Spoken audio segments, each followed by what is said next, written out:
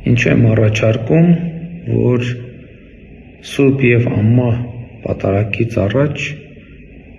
Հայաստանի Արաքելական Սուրբ եկեղեցիներում հնչի Հայաստանի Հանրապետության պետական օրհներգը։ Պատարագի տեքստում Հայաստանի Արաքելական Սուրբ եկեղեցու մի այսպիսի հատված կա և դրանով մեկնարկում են քահանաները ըստ էության պատարագը, ասվում է հետևյալը. «Խորհուրդ խորին անհասանելի անսկիզբ, որ անմատույց լույսի առագաստում եղող քո վերին պետությունը հրեղենների դասը գերապանծ փառքով զարդարեցիր»։ Այսինքն խոսքը գնում վերին պետության մասին, վերին պետության մասին և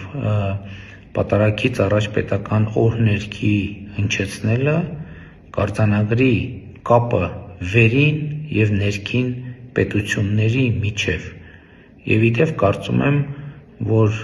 պետք է քննարկվի նաև Հայաստանի Հանրապետության տարածքում եկեղեցիներում կամ մուտքի մոտ կամ ներսում Հայաստանի պետական դրոշի առկայության հարցը, որը իմիջիայլոց ասեմ մի շարք երկրներում ընդունված պրակտիկա է։